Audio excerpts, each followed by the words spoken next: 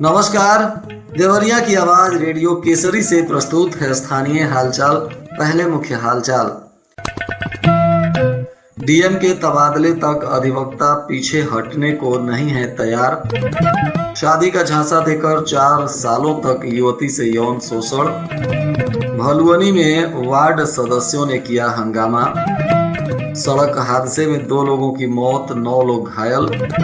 हत्याकांड का पुलिस ने किया उद्भेदन, आरोपी भी गिरफ्तार तथा एक ट्रक से 56 पेटी शराब बरामद, एक तस्कर भी गिरफ्तार। स्थानीय हालचाल के इस अंक के साथ मैं निकेत मिश्र। अब हालचाल विस्तार से।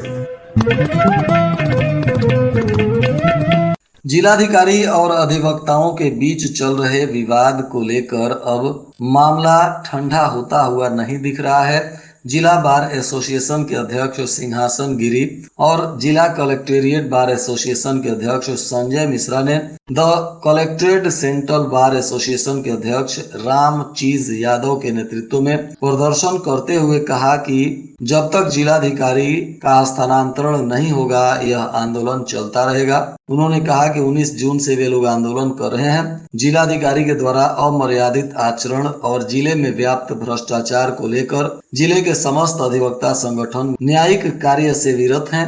कलेक्टेरिएट परिसर में धरने को संबोधित करते हुए सिंहासन गिरी ने कहा कि सरकार और इसके नुमाइंदे यदि भ्रष्ट जिलाधिकारी को बनाए रखते हैं तो यह जिले का दुर्भाग्य है। इस दौरान उन्होंने कहा कि 1 जुलाई को संघ भवन पर दोपहर 2 बजे से प्रदेश भर के अधिवक्ता संगठनों की महापंचायत होगी और उसी दिन आगे की रणनीति पर विचार विमर्श किया जाएगा। अधिवक्ताओं का एक प्रतिनिधि मंडल मुख्यमंत्री तथा उत्तर प्रदेश बार काउंसिल के अध्यक्ष से भी 2 दिन के अंदर मुलाकात करेगा और संपूर्ण तथ्यों से उन्हें अवगत कराते हुए कार्रवाई करने की मांग की जाएगी। खुखुंदू थाना क्षेत्र के एक गांव में प्रेमी प्रेमिका को शादी का झांसा देकर 4 साल से उसका यौन शोषण करते आ रहा है। बताया जा रहा है कि अभी प्रेमिका को लेकर भागा प्रेमी 11 दिनों बाद गांव लौटा। प्रेमिका के माता पिता ने जब शादी का दबाव बनाया तो प्रेमी ने शादी से इनकार कर दिया, जिसके बाद माता पिता प्रेमी के पिता से मिले। आरोप है कि प्रेमी के पिता ने 5 लाख रुपए दहेज की पेशकश करते हुए कहा कि दहेज देकर शादी कर लो। हालांकि प्रेमिका की उम्र अभी 14 साल है। प्रेमिका के माता पिता का कहना है कि हम लोग मजदूर हैं। प्रेमी जब मर्जी करता है बेटी को उठा ले जाता है। 10 साल की उम्र से ही उसका यौन शोषण करने का आरोप है। पुलिस ने हालांकि इस मामले में अब आवेदन मिलने के बाद कानूनी कार्रवाई के लिए अनुसंधान शुरू कर दिया है। भलुअनी नगर पंचायत कार्यालय पर वार्ड सदस्यों ने हंगामा किया, विरोध प्रदर्शन किया। राज्य वित्त का फाइनल टेंडर खुलना था, वार्ड मेंबर इसका विरोध कर रहे थे। बताया जा रहा है कि 1.5 से 2 करोड़ की लागत से राज्य वित्त से होने वाले 25-26 कार्यों का टेंडर खोला जाना था, जिसको लेकर वार्ड सदस्य नाराज होकर विरोध प्रदर्शन करने लगे। मान मनोबल के बाद मामला शांत हुआ। हालांकि टेंडर की टेक्निकल जांच भी हो गई थी। बताया जा रहा है कि विरोध कर रहे वार्ड सदस्यों ने कर्मचारियों को बाहर कर कार्यालय में ताला लगा दिया। रामपुर कारखाना और बरियारपुर क्षेत्र से मजदूरों को लेकर आम तोड़ने सिद्धार्थ नगर जा रही पिकअप सामने नीलगाय आने पर उसे बचाने में अनियंत्रित होकर पलट गई। यह घटना महाराजगंज के बभनौली जंगल के पास हुई। बताया जा रहा है कि पिकअप में सवार 2 मजदूरों की मौत हो गई, जबकि उस पर सवार करीब 9 लोग घायल हो गए, जिन्हें इलाज के लिए गोरखपुर मेडिकल कॉलेज में भर्ती कराया गया है। इधर घटना के बाद मृतक मजदूरों के परिजनों में चीख पुकार मचा हुआ है। इसमें माधोपुर गांव निवासी 5 और बहरामपुर के रहने वाले 1 तथा बरियारपुर नगर पंचायत के 5 लोग हैं, जो आम तोड़ने सिद्धार्थ नगर जा रहे थे, तभी यह हादसा हो गया। हादसे में माधोपुर के पीयूष यादव और बरियारपुर निवासी रियासत अंसारी की मौत हो गई है, जबकि इस पर सवार 9 मजदूर घायल हैं। घटना के बाद मृतक के परिजनों में मातम छा गया है। पुलिस इस मामले की जांच पड़ताल भी कर रही है। इधर तरकुलवा थाना क्षेत्र के मलघोट बिरैचा गांव में एक युवक की आकाशीय बिजली गिरने से मौत हो गई। बताया जा रहा है कि यह युवक खेत में काम कर रहा था, तभी तेज बारिश के साथ बिजली की गरज और गड़गड़ाहट शुरू हो गई और अचानक खेत में काम करते समय इसके पास में ही आकाशीय बिजली गिर गई, जिससे इसकी मौत हो गई। मृतक बिरैचा गांव का रहने वाला बिंदेश सिंह, उम्र 35 वर्ष, पुत्र कमला सिंह बताया जा रहा है। पुलिस ने इसके शव को कब्जे में लेकर पोस्टमार्टम कराने के बाद परिजनों को सौंप दिया। घटना के बाद से ही परिजनों में चीख पुकार मचा हुआ है। इधर श्रीरामपुर थाना की पुलिस ने मुखबिर की सूचना पर 56 पेटी अंग्रेजी शराब के साथ एक ट्रक को पकड़ा है और इसमें एक व्यक्ति को गिरफ्तार किया गया है, जिसका नाम अरविंद कुमार है। यह बिहार छपरा के सोनपुर का निवासी है। बताया जा रहा है कि यह आरोपी ट्रक में शराब की खेप लेकर बिहार में सप्लाई के लिए जा रहा था। तभी मुखबिर की सूचना पर पुलिस ने इसे गिरफ्तार कर लिया। अब इस पर पुलिस नियमानुसार कानूनी कार्रवाई कर रही है।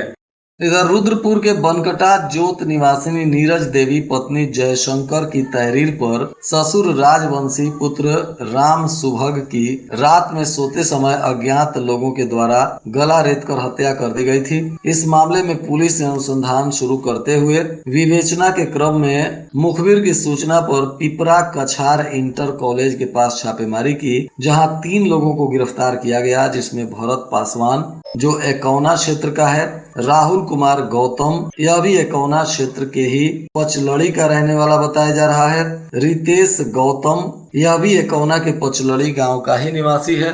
पुलिस ने इन तीनों को गिरफ्तार कर लिया है और गिरफ्तारी के बाद पूछताछ में मृतक राजवंशी के द्वारा अपने साले को कुछ पैसे उधार देने को लेकर वापस मांगने पर साले का लड़का भरत पासवान 2 साथियों राहुल गौतम और रितेश गौतम के साथ मिलकर उसकी गला रेत कर हत्या कर दी। आरोपियों ने इस बात की स्वीकारोक्ति कर दी है। पुलिस अब इस मामले में गिरफ्तार तीनों आरोपियों पर मामला दर्ज कर इन्हें न्यायिक अभिरक्षा में भेज दिया है। इस तरह से पुलिस ने इस हत्याकांड का उद्भेदन कर आरोपियों को गिरफ्तार कर लिया। इधर लार नगर पंचायत के वार्ड नंबर 1 दलित बस्ती के पूर्व सभासद उमा शंकर प्रसाद उम्र 55 वर्ष की अज्ञात वाहन के चपेट में आने से मौत हो गई है, जबकि बाइक सवार उनका एक रिश्तेदार गंभीर रूप से घायल है। पुलिस ने शव को पोस्टमार्टम कराने के बाद परिजनों को सौंप दिया है। घटना के बाद मृतक के परिजनों में चीख पुकार मचा हुआ है। बताया जा रहा है कि यह घटना मगहरा गाँव के पास हुई, जहाँ मोटरसाइकिल से दोनों लोग आ रहे थे, तभी अज्ञात वाहन के चपेट में आने से उमा शंकर प्रसाद की मौत हो गई और इनका एक रिश्तेदार गंभीर रूप से घायल बताया जा रहा है। इधर रुद्रपुर के कृतपुरा गांव के रहने वाले एक युवक की बेंगलुरु में पीट कर हत्या कर दी गई है। बताया जा रहा है कि यह हत्या शुक्रवार की रात 11 बजे की है। 3 लोग एक पेंट पॉलिश की कंपनी में काम करते थे, जिसमें 2 लोगों ने एक युवक को मार पीट कर मौत के घाट उतार दिया। आरोपी और मृतक एक ही गांव के बताए जा रहे हैं, जिसको लेकर गांव में तनाव व्याप्त हो गया है। एहतियात के तौर पर पुलिस गांव में तैनात है। बेंगलुरु पुलिस ने एक आरोपी को गिरफ्तार भी कर लिया है और दूसरा फरार बताया जा रहा है। प्राप्त जानकारी अनुसार कृतपुरा गांव के मोहन यादव का बेटा विशाल उर्फ लोलई उम्र 22 वर्ष बेंगलुरु में पेंटर का काम करता था। उसके साथ गांव के ही इंद्रजीत यादव और दुर्गेश निषाद भी काम करते थे। शुक्रवार की रात तीनों एक साथ बैठकर गपशप कर रहे थे। किसी बात को लेकर विशाल से विवाद हो गया। आरोप है कि दोनों विशाल को पीटने लगे। मारपीट में सरिया से विशाल के सर पर मार दिया, जिससे वह बेहोश हो गया और अस्पताल में उसकी मौत हो गई। अभी इस घटना के बाद परिजन काफी तनाव में हैं और परिजनों का रो रो कर बुरा हाल बताया जा रहा है। पुलिस गांव में कैंप कर रही है और फरार आरोपी को पकड़ने के लिए भी पुलिस छापेमारी कर रही है। बरसात के मौसम में बच्चों को डायरिया होने की आशंका बढ़ जाती है। शरीर में पानी की कमी होने से बच्चे बीमार होने लगते हैं। इसको देखते हुए बाल्यावस्था यानी 5 वर्ष से कम उम्र के बच्चों में डायरिया के दौरान ORS और जिंक के उपयोग के प्रति जागरूकता बढ़ाने और इसके प्रबंधन, उपचार और परामर्श के लिए 1 जुलाई से डायरिया रोको अभियान चलाया जा रहा है। यह अभियान पूरे जुलाई और अगस्त महीने तक चलेगा। CMO डॉक्टर राजेश झा ने कहा कि बारिश के दिनों में आसपास पानी जमने से वायरल, बैक्टीरियल और पैरासिटिक इन्फेक्शन का भी खतरा बढ़ जाता है। ऐसे में बच्चों को डायरिया हो सकता है। यह दूषित भोजन और पानी के माध्यम से संचारित होता है।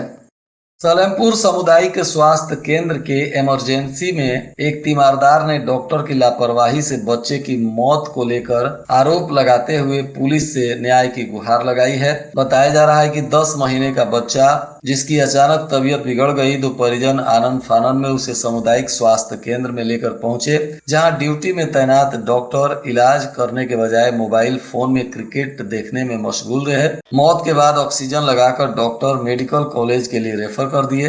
परिजनों का कहना है कि अगर समय पर डॉक्टर इलाज करते तो बच्चे की जान बच सकती थी, परंतु उन्होंने बच्चे की जान बचाने के बजाय क्रिकेट देखना उचित समझा और उनके मोबाइल पर क्रिकेट देखने के वजह से लगातार बच्चे की हालत बिगड़ती गई और उसकी मौत हो गई। फिलहाल अब इस मामले में प्रशासन ने भी जांच पड़ताल शुरू किया है। भागलपुर क्षेत्र के सरयू नदी के तट पर बांधों की मरम्मत अब तक पूरी नहीं हुई है, जिसके वजह से लोगों में भय व्याप्त है। हालांकि बताया जा रहा है कि बजट नहीं मिलने के वजह से कार्यों में लापरवाही हो रही है, परंतु अगर समय रहते बाढ़ खंड विभाग नहीं जागा तो बाढ़ के समय तटवर्ती इलाकों में तबाही मच सकती है। शासन के निर्देश के अनुसार 15 जून से 30 अक्टूबर तक बाढ़ खंड विभाग अलर्ट रहता है। बाढ़ से बचाव के लिए सभी इंतजाम और लोगों की सहूलियत के लिए बाढ़ खंड चौकी स्थापित कर दिया जाता है, लेकिन तटबंधों का मरम्मत अधर में लटका है। भागलपुर और देवसिया में कटान रोधी कार्य चल रहा है। बांधों पर शाही होल और चूहा होल जगह जगह बन चुके हैं। शासन से धन का इंतजार है। मानसून भी सक्रिय है। एक तरफ जहां बाढ़ विभाग के अफसर परेशान हैं, तो वहीं पहली बारिश में ही शाही होल और चूहा होल दिखाई देने लगा है।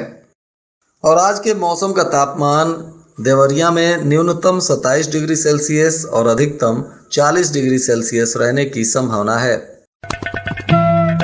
अंत में मुख्य हालचाल एक बार फिर।